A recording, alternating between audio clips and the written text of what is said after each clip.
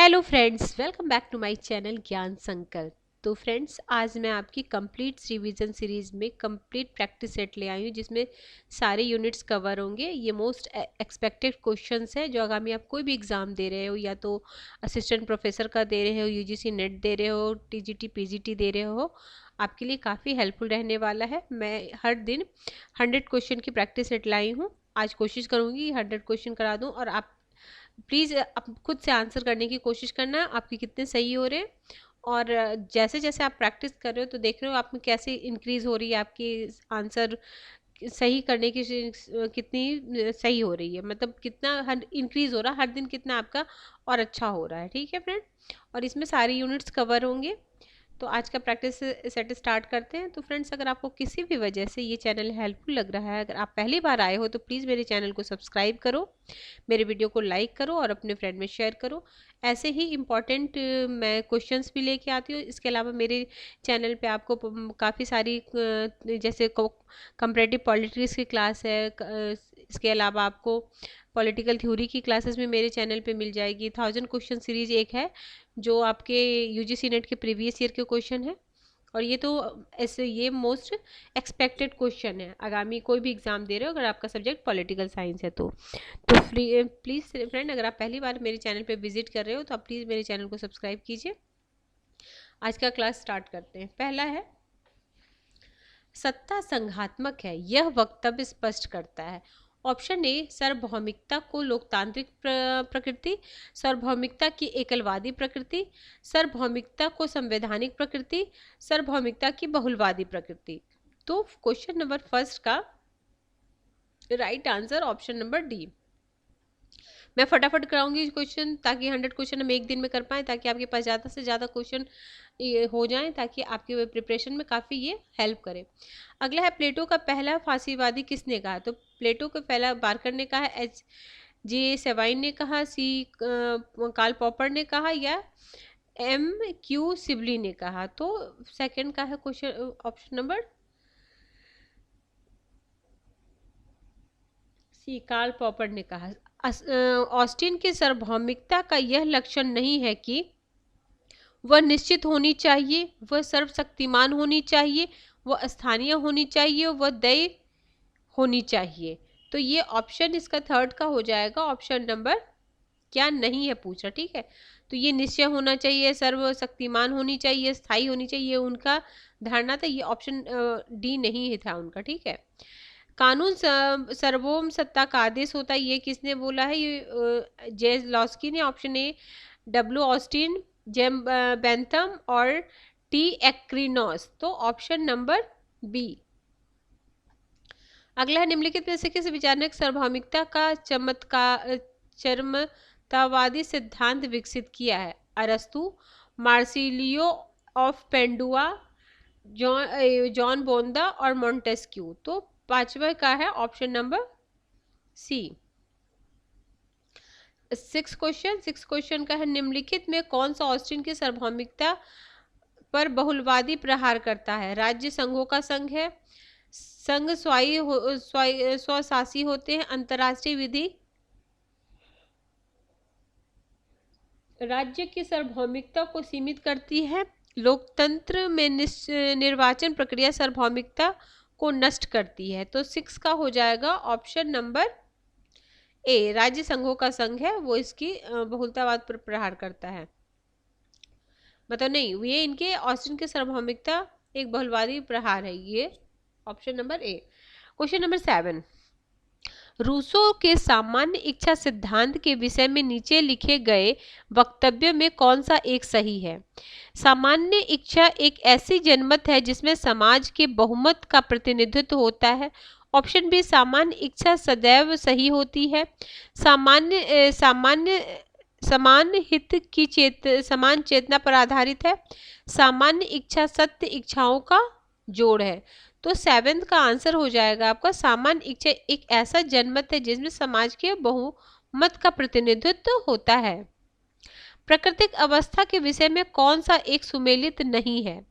वह गंदी, दरिद्र और पाशविक और संक्षिप्त थी। हॉब्स, वहाँ लोग एक दूसरे के साथ वैसा ही व्यवहार करते थे जैसे वे एक दूसरे से अपेक्षा रखते थे लॉक, वह एक प्राक राजनीतिक स्थिति जो प्राक सामाजिक नहीं था रूसो, वह सामाजिक अनुबंध द्वारा समाप्त कर दी गई तीनों द्वारा। तो इसका हो जाएगा 8 का आंसर हो जाएगा सी। ये वाला जो है ना पूर्व राजनीतिक और पूर्व सामाजिक, ये रूसो नहीं है, हॉब्स बोलते हैं। तो कौन सुमेलित नहीं है? तो ऑप्शन सी। ये रूसो नहीं, हॉब्स ऐसा बोलते थे। अगला है, हॉब्स को व्यक्तिवादी कहा गया है क्योंकि वह व्यक्ति को नैसर्गिक अधिकार प्रदान करता हुआ सार्वभौमिकता सत्ता के विरुद्ध विद्रोह का अधिकार देता है। उसके राजा को जनता द्वारा असीम शक्ति दी गई है। उसका सारा दर्शन राज्य में शक्ति की सुरक्षा पर केंद्रित है। तो 9th का आंसर हो जाएगा ऑप्शन नंबर,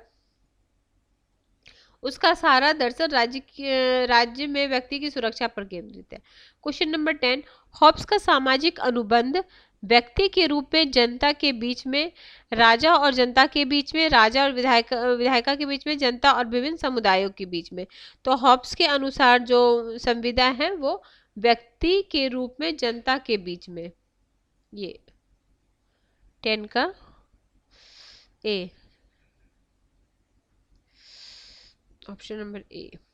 लॉक की प्राकृतिक अवस्था का लक्षण है, कभी कभी युद्ध होता है, व्यक्ति के पास 3 नैसर्गिक अधिकार थे, स्थायी शांति, राज्य और समाज का अभाव। तो इसका हो जाएगा ऑप्शन नंबर बी, 3 प्रकार के अधिकार, जीवन, स्वतंत्रता और संपत्ति। तो संपत्ति को उन्होंने सबसे ज्यादा महत्वपूर्ण स्थान दिया है। अगला है, रूसो के अनुसार प्राकृतिक अवस्था समाप्त हो चुकी है क्योंकि मानव प्रकृति दुष्ट थी। बी, नैसर्गिक अधिकार खतरे में थे, कला और संस्कृति को सुरक्षित रखना था, असमानता ने संपत्ति की संस्था को जन्म दिया। तो ये डी, ऑप्शन नंबर डी। पहला राजा एक भाग्यशाली योद्धा था। यह वक्तव्य किसका? दैवीय उत्पत्ति का, सामाजिक अनुबंध का, ऐतिहासिक विकास का या मार्क्सवादी का? तो ये ऐतिहासिक विकासवादी का। पहला राजा भाग्यशाली योद्धा था। क्वेश्चन नंबर 14, जॉन लॉक के सामाजिक अनुबंध सिद्धांत को प्रेरणा मिली थी। इंग्लैंड के गृह से, इंग्लैंड में गौरवपूर्ण क्रांति से, यूरोप में औद्योगिक क्रांति से,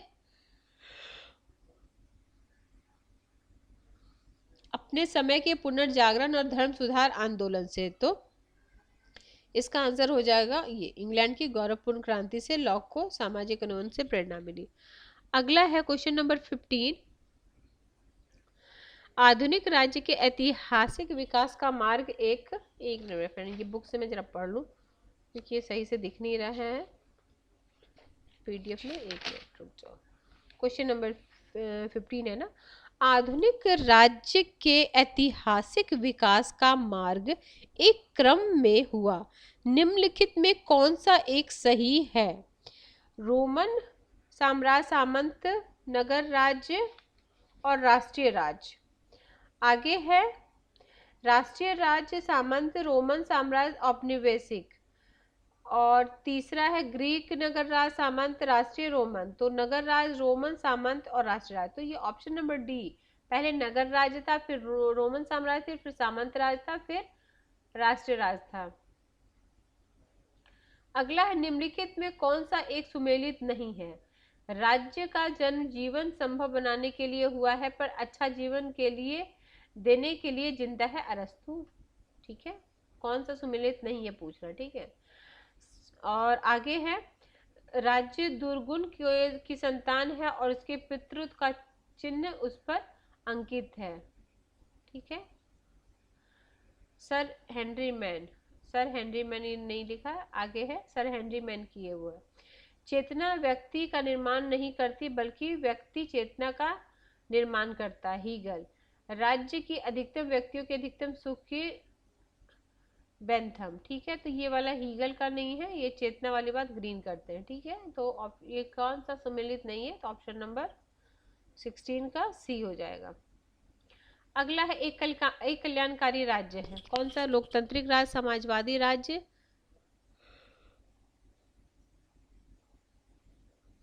पंथ निरपेक्ष राज्य, प्रशासनिक राज्य। तो एक लोकतांत्रिक राज्य, एक कल्याणकारी राज्य है। अगला है 18वां क्वेश्चन, समाज एक ऐसा टोप है जिसकी आकृति इसलिए खराब हो गई है कि हर कोई इसे पहन रहा है। ये तो बहुत ही फेमस क्वेश्चन किसका है? जोड़ का है। अगला है कल्याणकारी राज्य का विचार लोकप्रिय हुआ। फ्रांस की क्रांति के बाद पुनर्जागरण, धर्म सुधार, रूस में साम्यवाद के, औद्योगिक क्रांति एवं विश्व युद्ध। तो 19 का हो जाएगा आंसर आपका ऑप्शन नंबर डी। अधिकार मनुष्य के आंतरिक विकास की बाह्य परिस्थितियां हैं। ये किसने बोला? अधिकार जो है ना व्यक्ति की आंतरिक विकास की बाह्य परिस्थितियां हैं। तो ये आंसर दिए, ये बोले थे आपको टी एच ग्रीन बोले थे, ऑप्शन नंबर डी। निम्नलिखित में कौन सा वक्तव्य सही नहीं है?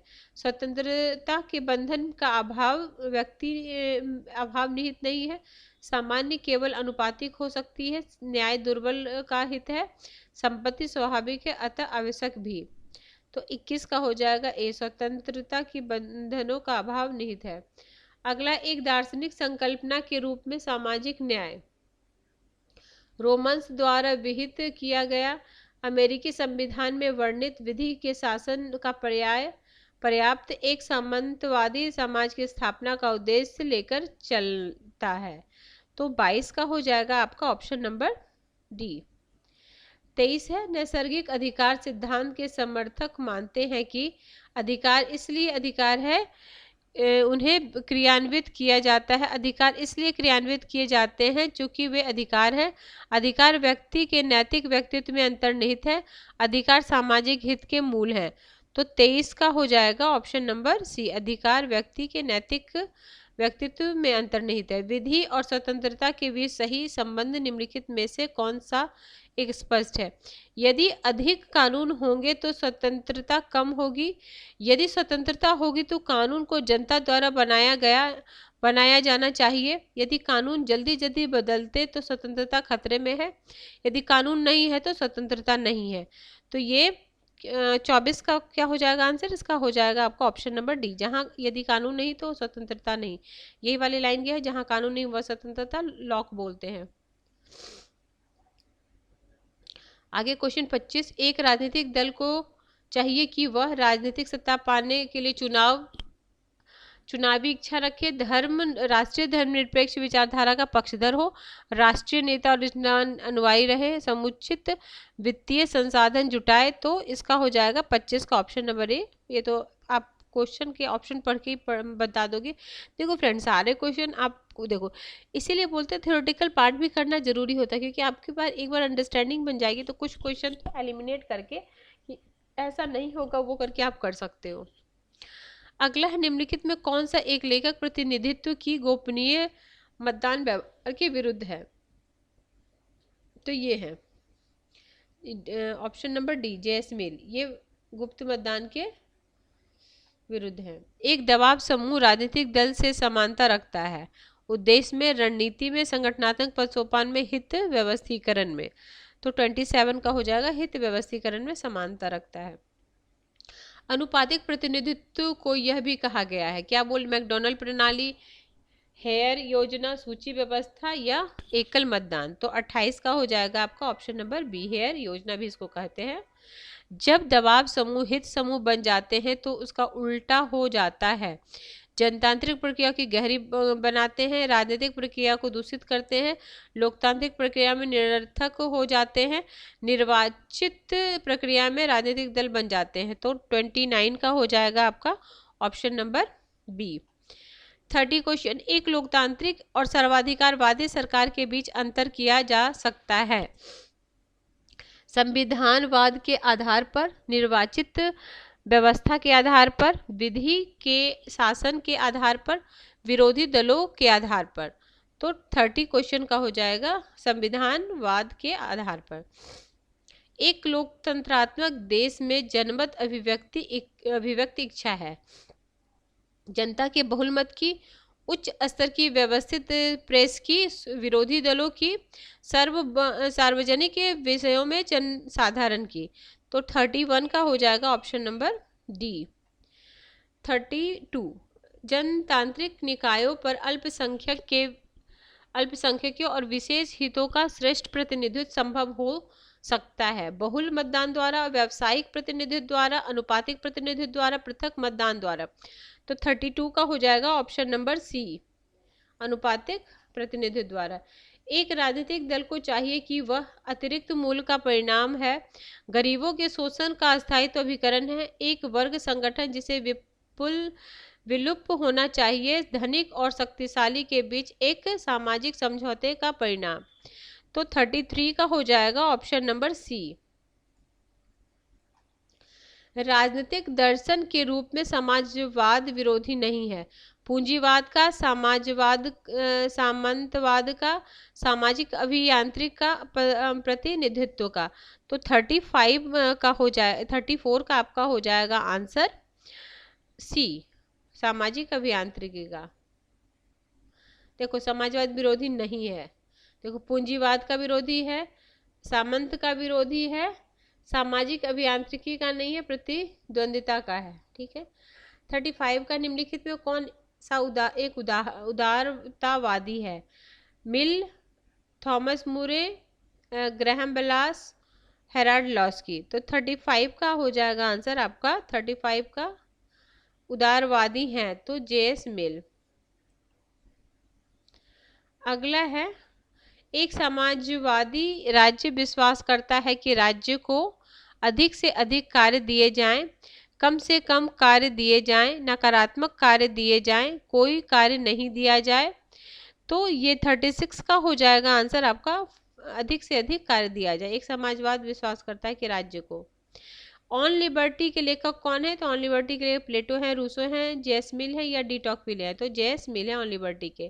फेबियन समाजवादी मानते हैं कि धीमापन अवश्य संभावी है, सामाजिक यथास्थिति के हित अहिंसक आवश्यक के क्रांतिकारी सुधार होने चाहिए, उपभोग न्यूनतम होने चाहिए। तो 38 क्वेश्चन का हो जाएगा आपका आंसर ए, धीमापन अवश्यंभावी है, तो ए, ऑप्शन नंबर ए। अगला है, गिल्ड समाजवाद एक मध्यम मार्ग है, किसका? जनतंत्र और समाजवाद के बीच में, समाजवाद और मार्क्सवाद के बीच में, समूहवाद और संघवाद के बीच में, मार्क्सवाद और राज्य समाजवाद के बीच में। तो 39 का हो जाएगा आपका ऑप्शन नंबर सी, समूहवाद और श्रम संघवाद के बीच। फांसीवादी विश्व युद्ध का समर्थन करता है इस आधार पर कि युद्ध एक बड़े पैमाने पर जनहत्या नहीं है, युद्ध सही उद्देश्यों के लिए लड़े जाते हैं, युद्ध स्वाभाविक और उपयोगी भी हैं, युद्ध धर्म के विस्तार में सहायक होते हैं। तो 40 का हो जाएगा ऑप्शन नंबर 40, क्वेश्चन 40 का ऑप्शन हो जाएगा सी, युद्ध स्वाभाविक और उपयोगी होते हैं, किसके? फांसीवादी के अनुसार। ग्रामर ऑफ पॉलिटिक्स के लेखक कौन है? E Barker, Laski, H J Lasswell या ए अप्पोदोराई? तो लॉस्की है इसके grammar of politics. H G Sorel एक है, क्या है? गिल्ड समाजवादी, श्रमिक समाजवादी, फेबियन समाजवादी, यूटोपियनवादी?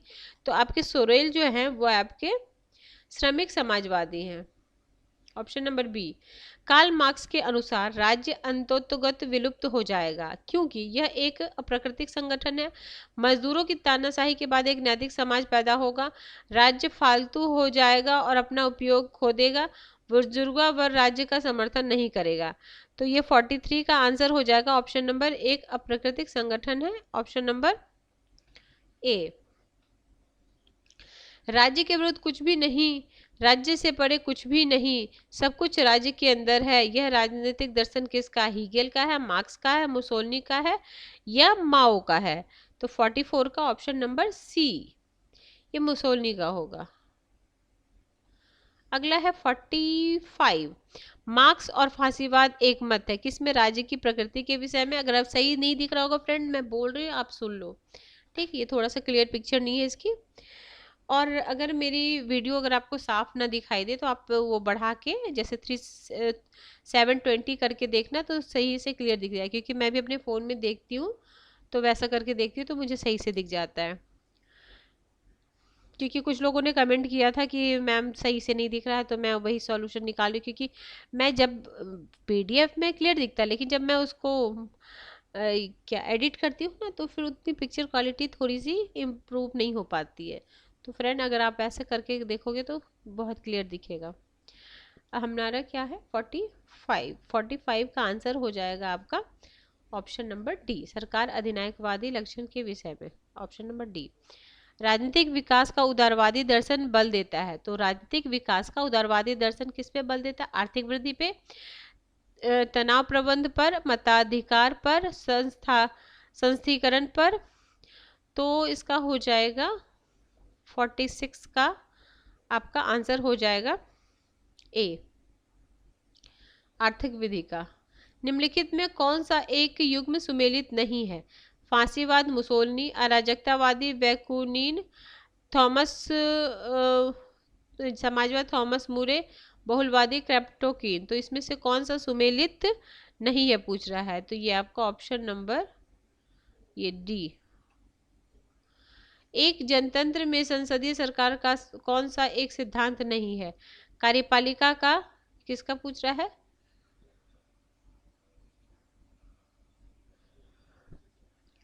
फोर्टी 48 का हो जाएगा आंसर आपका। देखो ये कार्यपालिका सर्वभौमिक होते, बिल्कुल विधायिका का सार्वभौमिक होते, बराबर के बराबरों में प्रथम प्रधानमंत्री, मूल अधिकार की न्यायिक प्रतिभूति।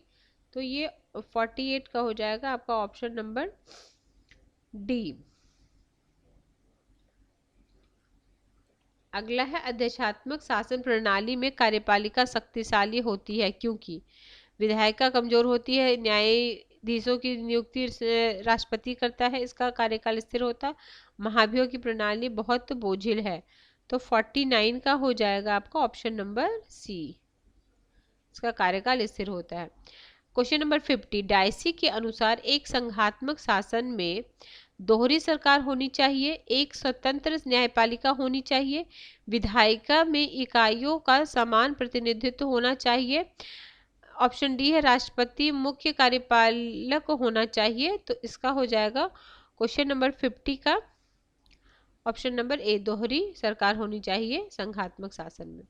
51 क्वेश्चन, एक दर्शन के रूप में संविधान में निहित है, नागरिक स्वतंत्रता, सीमित सरकार, सरकार, संविधान का न्यायिक संरक्षण।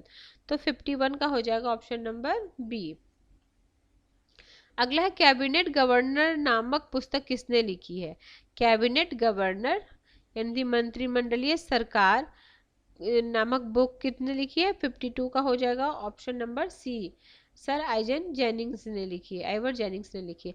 अध्यात्मक सरकार जिस सिद्धांत पर आधारित है वह है संसदीय व्यवस्था की सरकार, बिल्कुल भी नहीं। 53 का हो जाएगा आपका 53 है ना। अध्यात्मक व्यवस्था में जनवादी लोग जनतंत्र से, मार्क्सवाद व्यवस्था में जनवादी जनतंत्र से, संघात्मक व्यवस्था की सरकार से। तो ऑप्शन नंबर 53 का हो जाएगा option number C, B, option number B. तटस्थ नौकरशाही संगतिपूर्ण है किसकी? संसदीय व्यवस्था की सरकार से, अध्यक्षात्मक व्यवस्था की जनवादी जनतंत्र से, मार्क्सवाद व्यवस्था में जनवादी जनतंत्र से, संघात्मक व्यवस्था की सरकार से। तो 54 का हो जाएगा ऑप्शन नंबर ए, संसदीय व्यवस्था की सरकार से। अगला है डब्ल्यू रॉबसन समर्थक हैं, किसके समर्थक हैं?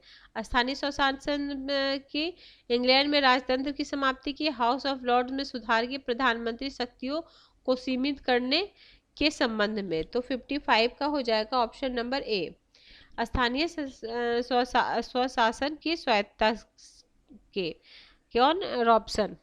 अगला है हाल के वर्षों में इंग्लैंड में मंत्रिमंडल की तानाशाही का ह्रास हुआ है क्योंकि 56 का हो जाएगा ये बी, प्रधानमंत्री बहुत अधिक शक्तिशाली बनकर उभरा है। 57 है निम्नलिखित में कौन सा एक सुमेलित नहीं है? अनाम नौकरशाही, संसदीय व्यवस्था, व्यावसायिक नौकरशाही, अध्यक्षात्मक व्यवस्था, प्रतिबंधीय नौकरशाही, मार्क्सवादी व्यवस्था, प्रतिनिधित्व नौकरशाही, संघात्मक व्यवस्था। तो इसका 57 का हो जाएगा ऑप्शन नंबर ये, कौन सा सुमेलित नहीं है? 57 का डी। अगला है निम्नलिखित में कौन सा एक सुमेलित नहीं है? प्रशासनिक काउंटी यूके, एरोंडाइज्म स्विट्जरलैंड, मैनेज योजना यूएसए, बर्मोवर गोम मास्टर जर्मनी। तो ये 58 का हो जाएगा ऑप्शन नंबर बी। नाइजीरिया के संघ में शक्ति का केंद्र है, नाइजीरिया में संघ की शक्ति का कौन सा केंद्र है? राष्ट्रपति। भारत और इंग्लैंड में उपलब्ध संसदीय व्यवस्था के प्रमुख अंतर है संविधान, राज्याध्यक्ष की भूमिका, द्विसदन के औचित्य, न्यायपालिका की भूमिका, विधि के शासन की प्रकृति। तो 60 का हो जाएगा ऑप्शन नंबर सी। भारत की संघीय व्यवस्था अधिक समीप है किसके? कनाडा के, नाइजीरिया के, अमेरिका के, ऑस्ट्रेलिया के। तो भारत में जो संघीय व्यवस्था है वो कनाडा के संघीय व्यवस्था के नजदीक। निम्नलिखित संघीय व्यवस्था की इकाई में सबसे अधिक स्वायत्तता मिली है। तो सबसे अधिक जो स्वायत्तता मिली है वो संयुक्त राज्य अमेरिका को। संसदीय व्यवस्था पक्षधर है। न्यायिक सार्वभौमिकता, संसदीय सार्वभौमिकता, संविधान की सार्वभौमिकता, लोकप्रिय सार्वभौमिकता। तो 63 का आंसर हो जाएगा आपका ऑप्शन नंबर बी, संसदीय सार्वभौमिकता। 64 तो नहीं दिख रहा है इसमें, चलो 65 करते हैं। एंड श्रीमती एनी बेसेंट का संबंध था किससे? Servant of Indian society, home rule आंदोलन, सविनय अवज्ञा। तो होम रूल आंदोलन से था option number B. Congress British राज्य की संतान है। इस विचार का पक्षधर कौन थे? जो कांग्रेस है ना, ब्रिटिश राज्य की संतान है। ऐसी धारणा किनकी थी? तो ऐसी धारणा थी आपके लॉर्ड मार्ले की। अगला है भारत में सांप्रदायिक मतदान क्षेत्र आरंभ किए गए। तो सबसे पहले कब क्षेत्र किए गए थे? 1990 में। मार्ले मिंटो सुधार 1990 में। कांग्रेस का गरम और नमर दल सूरत विभाजन कब हुआ था? तो 68 का हो जाएगा ऑप्शन नंबर बी, 1907 में। 1947 भारत विभाजन हुआ क्योंकि मुस्लिम लीग कट्टरवादी थी, कांग्रेस नेतृत्व में दबाव नहीं था, अंग्रेज फूट डालो और राज करो की नीति की सफलता थी। तो 69 का हो जाएगा ऑप्शन नंबर सी। अगला है खिलाफत आंदोलन के नेता थे। मोतीलाल नेहरू नहीं, मोतीलाल गांधी जी, एनी बेसेंट, और फिर है ये मौलाना जी अली बंधु। तो अली बंधु थे खिलाफत आंदोलन के। 1945 के कैबिनेट मिशन योजना में कौन सा एक सदस्य नहीं था? सर स्पोर्ट थे, अलेक्जेंडर थे, पैंथरिक लॉरेंस थे।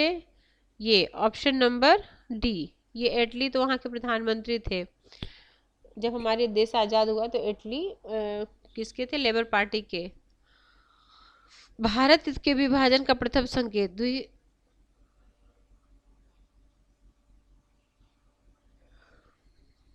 द्वितीय गोलमेज सभा, क्रिप्स प्रस्ताव, कैबिनेट मिशन योजना, माउंट बेटन फार्मूला। तो भारत विभाजन का प्रथम संकेत, भारत विभाजन का तो क्रिप्स प्रस्ताव। 72 का हो जाएगा बी। 73 क्रिप्स प्रस्ताव एक ऐसा चेक है जिस पर आगे की तारीख और बैंक की दिवालिया निकाली। यह कथन किसका है? तो ये 73 क्वेश्चन का हो जाएगा answer option number B, Mahatma Gandhi. अगला है स्वराज पार्टी की मांग थी पूर्ण स्वराज, संसदीय संस्था, औपनिवेशिक स्वराज और ये औपनिवेशिक स्वराज। Option number C. भारत में द्वैत शासन व्यवस्था आरंभ हुई। तो भारत में जो द्वैत शासन है मॉन्टेस्क्यू फोर्ड के द्वारा हुई द्वैतीय शासन 1919 में। ठीक है, आगे है साइमन कमीशन भारत भेजा गया। सांप्रदायिक समस्या के अध्ययन के लिए गांधी जी के पिछड़ी जाति के प्रतिनिधित्व पर बातचीत के लिए मॉन्टफोर्ड सुधार की प्रगति के लिए ब्रिटिश संसद के होम रूल पर प्रतिबंधन देने के लिए। तो 76 का हो जाएगा मॉन्टेस्क्यू सुधार की प्रगति की समीक्षा के लिए। लेकिन इसमें कोई भी सदस्य जो था ना भारतीय नहीं था, इसलिए ना भारत ने इसका बहिष्कार किया।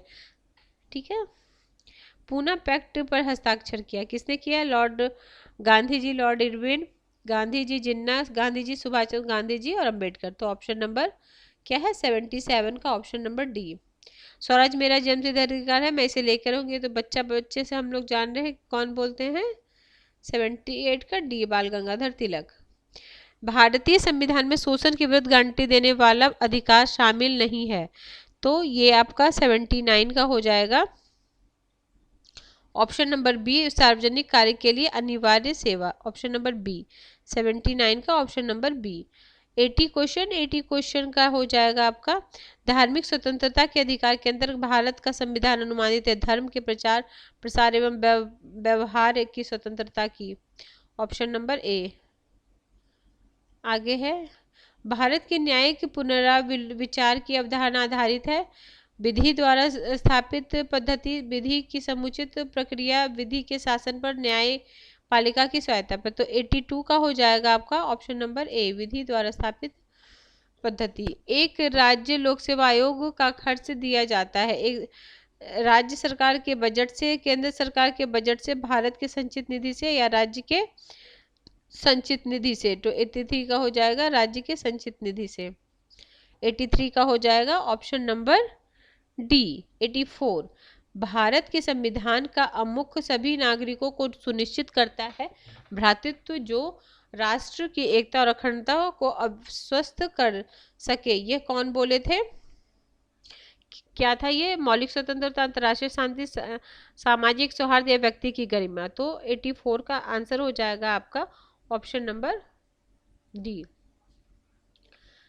एक संवैधानिक संशोधन को जो भारत का सर्वप्रथम संपन्न समाजवाद धर्मनिरपेक्ष और गणराज्य घोषित किया गया, ये संवैधानिक, ये तो बच्चे से आप लोग पढ़ रहे होंगे, 42वें संवैधानिक संशोधन यानी 85 का option number B is the right answer. 86 question, भारत के संविधान 42वें अनुच्छेद 1 को जोड़ा गया, नागरिक के मूल नहीं, नागरिक के 10 मौलिक कर्तव्य, अभी तो 11 मौलिक कर्तव्य, लेकिन जब जुड़ा था तो 10 मौलिक कर्तव्य थे। 86 का आपका सी हो जाएगा। ठीक है, मूल अधिकार और राज्य के नीति से परस्पर एक दूसरे के पूरक, एक दूसरे का त्याग आवश्यक नहीं है। तो ये कौन बोल रहे थे, किस केस में बोला गया था? 87 का बी, मिनर्वा मिल केस में नहीं, 87 का हो जाएगा आपका। ठीक है, बी। अगला है, निम्नलिखित में कौन सा वक्तव्य सही नहीं है?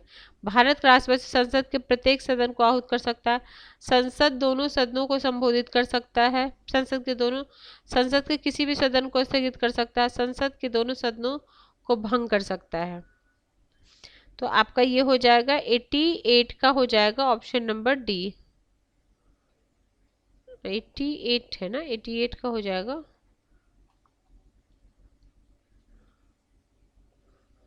नहीं रुको, इसका आंसर तो डी दिया, लेकिन रुको, क्या भारत का राष्ट्रपति संसद के प्रत्येक सदन को आहूत कर सकता है। ठीक है, संसद के दोनों सदनों को संबोधित कर सकता है। ठीक है, संसद के किसी भी सदन को स्थगित कर सकता है, संसद के दोनों सदन भंग कर सकता है। ठीक है, भारत के उपराष्ट्रपति पद के लिए चुने जाने वाले प्रत्याशी को राज्यसभा का सदस्य होना चाहिए, लोकसभा का सदस्य होना चाहिए, सरकार के अधीन किसी राज्य के पद पर नहीं होना चाहिए, उम्र 30 साल होनी चाहिए। तो 89 का हो जाएगा ऑप्शन नंबर